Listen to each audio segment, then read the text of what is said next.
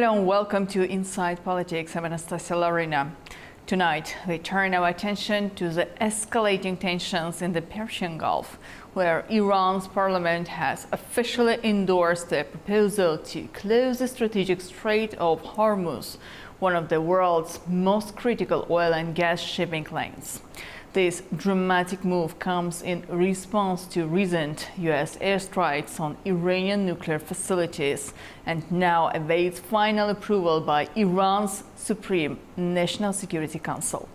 The potential closure has drawn sharp reactions from Gulf neighbors. Qatar, following an Iranian missile strike on the Al Udeid air base earlier this month, has warned of catastrophic consequences, while Turkey, through more reserved, has a vested interest in maintaining energy flows through the region. With about 20% of global oil and LNG passing through this narrow waterway, the question tonight is clear: is Iran serious about a blockade, or is this a high-stakes warning to the West?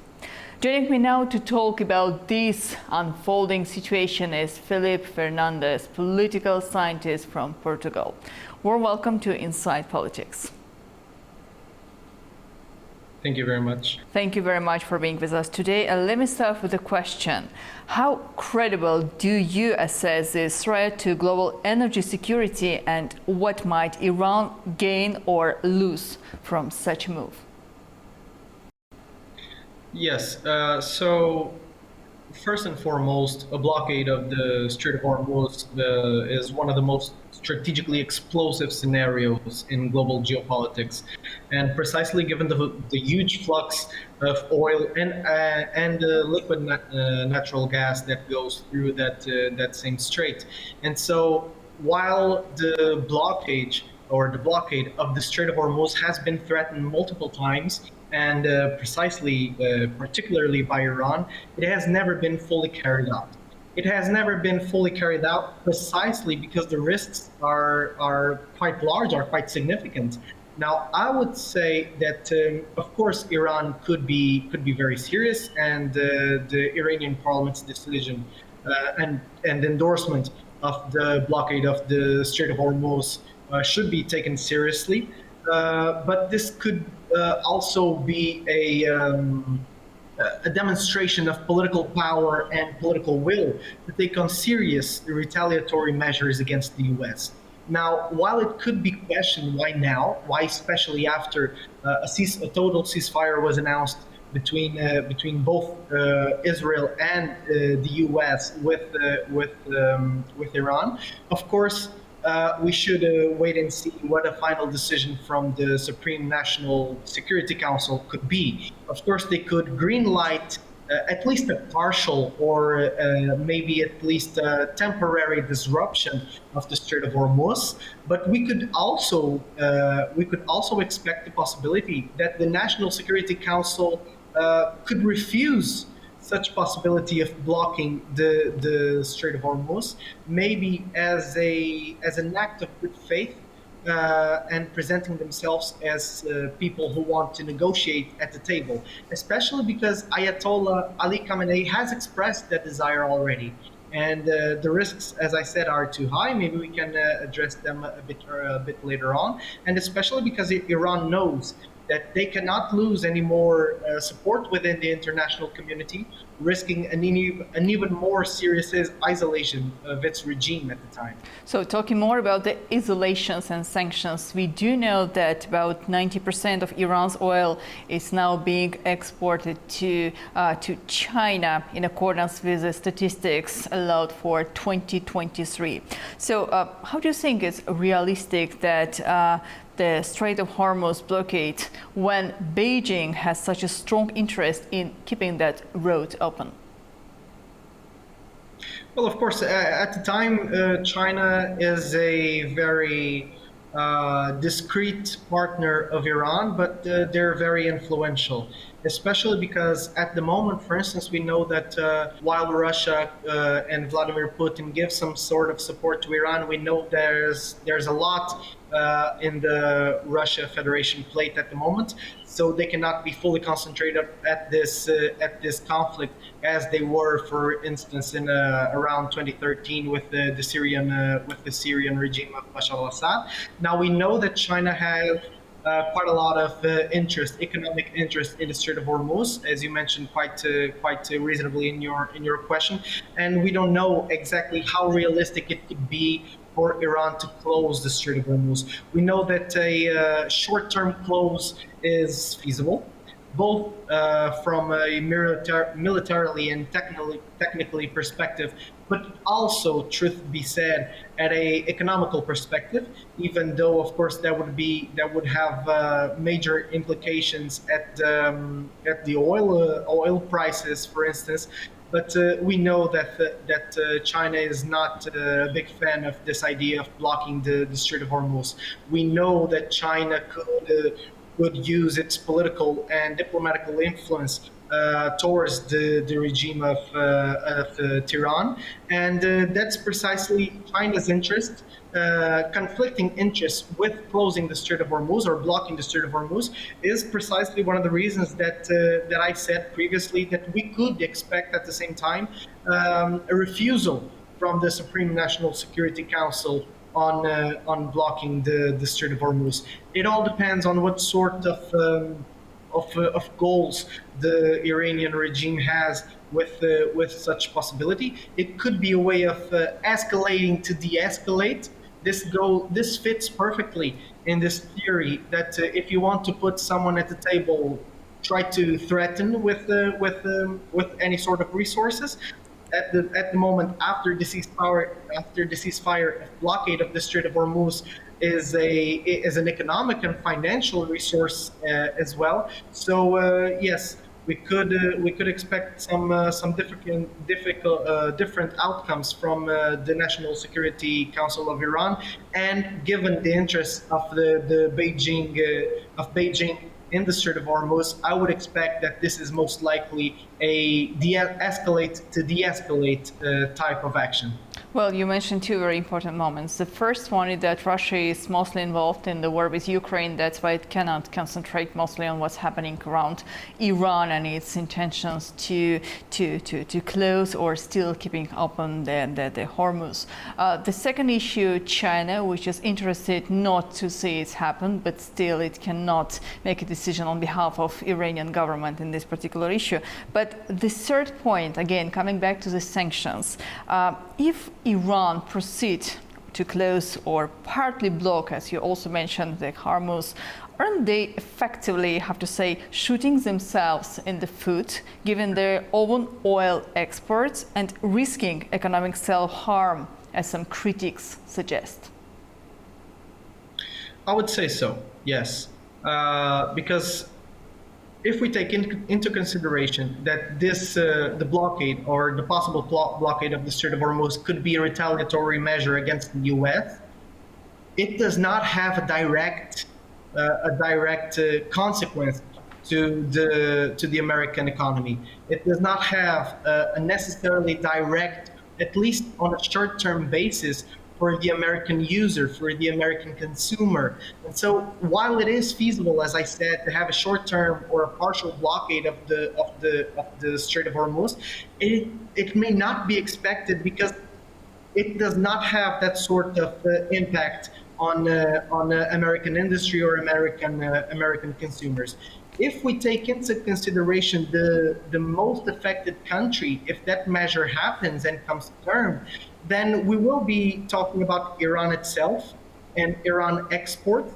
And we know that throughout the last decade or so, it has declined the relevance or the predominance of Iranian oil in a global trade. We know that, for instance, for the European and once again the U.S. market, other strategic partners were looked at, and other trade agreements for oil and even natural gas were put into place. For instance, the U.S. and the EU now have a quite large, quite significant agreement with countries in South America, in Norway, in Europe itself, in other countries with other countries in the Asia Pacific. So I would say that it would be yes, a big blow and maybe even a shot in the foot directly at Iran from Iran. Now, unless they are willing to take that as a sort of retaliatory measure against other counterparts in the Middle East, such as Qatar. And we have been facing a sort of escalation when it comes to political narrative and political discourse between Qatar and Iran, and that could be a possibility as well to suffer internally, but to be able to hurt some other country in your region. So, but how do you think is Europe prepared to handle another energy crisis in case of Iran making the positive decision about the closure? Okay, Europe has is in a very fragile situation when it comes to energy, for instance. Then again, we know how the Europe and Russia relations were after the escalation of the Russia-Ukraine war, Russia-Ukraine conflict. We know that the agreement that, for instance, Germany led with Russia for energy and natural gas supply basically fell through, and so Europe now has a very limited source of supply chain and energy suppliers as well. So we know that notably the E3 group, United Kingdom, France, and Germany, have long tried to play the role of mediator between the US and Iran, especially regarding the nuclear deal. And I would say that the European Commission, led by Ursula von der Leyen, would most likely try to seize this role for itself. Then again, the very fragile situation adds up to the fact that the European diplomacy is not necessarily taken as a big partner at the table. And we know that EU leaders are perfectly aware of the fact that its member states are very much exposed to indirect risks associated with any escalation on the US/Israel-Iran conflict. But we are not quite sure on the diplomatic influence that the EU could have on Iran. Well, another important issue is oil prices, which can change the picture on the global energy market. Forecasts warn of staggering price spikes, oil jumping to $110 or even more. It can lead to the inflation risk. How do you think if Iran is ready to make the decision which will destabilize the global market, and how it can affect, firstly, the economy in Europe?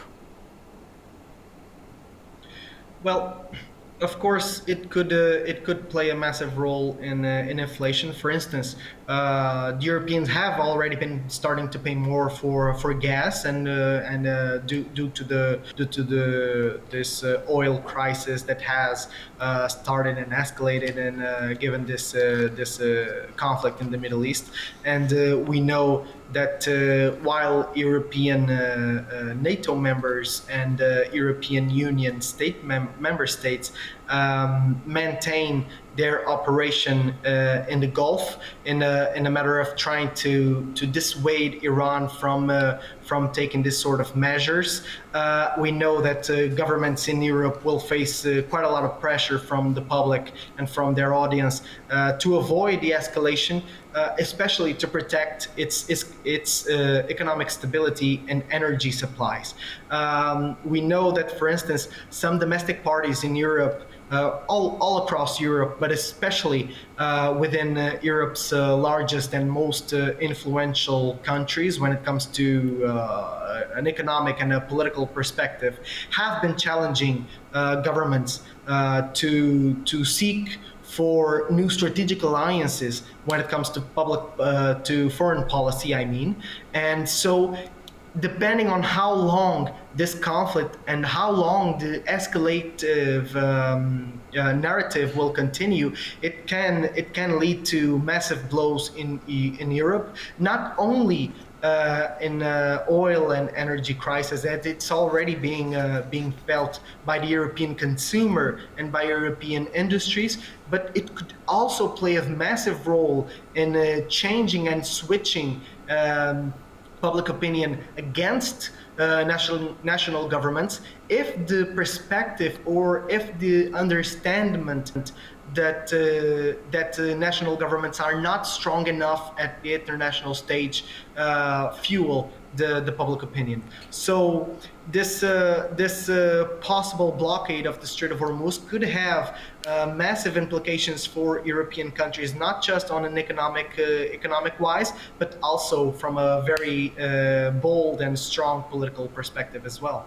What about the neighboring countries, like Gulf neighbors? There are some countries who already responded strongly, like, for example, Qatar warns of catastrophic consequences and Turkey expresses caution. How might regional reaction influence Iran's strategic calculations? Yes, we know that excuse me, we know that Qatar has warned of catastrophic consequences, if I'm not mistaken, quoting directly. Right. And we know that warning is critical. We know that, well, for all it's worth, Qatari's territory has been attacked when Iran retaliated against U.S. military assets and U.S. military bases. And some of the most important U.S. military bases in the Middle East are obviously stationed in Qatar. We know that that Turkey is trying to push for a diplomatic de-escalation, and we know how much Turkey is trying to pose itself as a pivotal player, trying to mediate these sorts of conflicts. And while we're at it, it has been rather successful while doing so. We should wait and see if Erdogan has the necessary influence to place himself as a mediator here as well. And we know that, for instance, Saudi Arabia and the United Arab Emirates would suffer economically, and so they could support countermeasures even at the international stage. And this comes as a moment as I could see a possibility of how this could be Iran's retaliation on some countries in the region who have ever closer connections and agreements, for instance, with the U.S., like I said, such as Qatar, but also such as Saudi Arabia, for instance. And these are countries, of course, who rely a lot in the oil flux that goes through the Strait of Hormuz.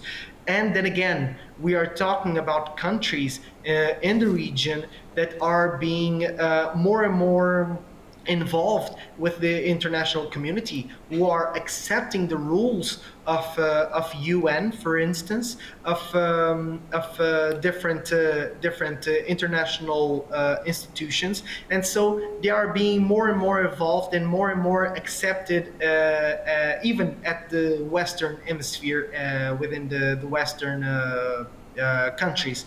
And like I said before, Iran is not at that stage, and so if these countries support countermeasures, retaliating a possible decision of blocking the Strait of Hormuz, then Iran once again could be forced now to go into the negotiation table. I understand that Iran is trying to escalate to de-escalate, but if they actually go through, the consequences could be so massive for everyone, even in the region, I mean, that the very own Iranian regime could be forced to go into a diplomatic negotiation, and I don't see how much leverage the Ayatollah Ali Khamenei would have at the international stage if we come to this point. Well, and finally, forced to go to the negotiations, as you rightly pointed here. how do you think United States may respond to the possible blockade of if Iran will take this measure? Do you think that United States still willing to continue negotiations to find the diplomatic solutions, understanding the global consequences it may lead to, or we can expect another military escalation in the region? It would depend. It would depend quite a lot. For instance, we know that a full blockade would surely provoke US military retaliation, especially if at this given moment Iran would use some of its proxies in the region. We know, for instance, that the Houthis could play a role in the blockade, and if so, then it would lead for sure for a US and possibly even Israeli military retaliation. We know that maintaining a blockade is a very, very intense challenge that maybe Iran could not be even thinking of doing, for instance, due to the US and US allied naval forces present in the region, that they could most likely, with some, neutralize Iranian forces rather quickly. And so this long-term closure could be militarily unsustainable for Iran. Now, on the other hand, this could be also a way of engaging more diplomatically when it comes to the US, especially if we are looking for a partly and temporary blockade, or even if, for all it's worth, the Supreme National Security Council of Iran could refuse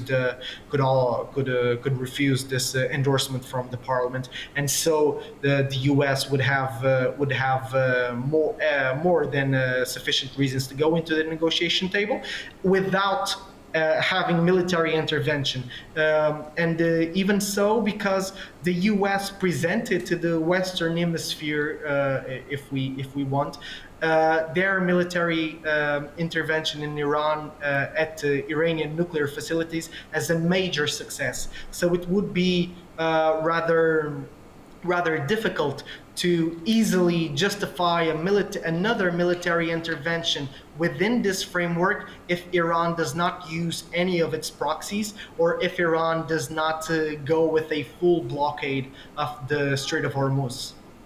Well, Philip, thank you. Thank you so much for joining Inside Politics today. Well, that's all for tonight's episode of Inside Politics. We have examined the growing tensions over the Strait of Hormuz, a vital choke point for global energy markets. As Iran weighs its options, the stakes are high for both regional security and the global economy. The possibility of a blockade, while still uncertain, could send shockwaves through the world, raising critical questions about the balance of power in the Gulf and beyond. We'll continue to monitor developments closely. Thank you for joining us tonight, and I'm Anastasia Lavrina. See you next time.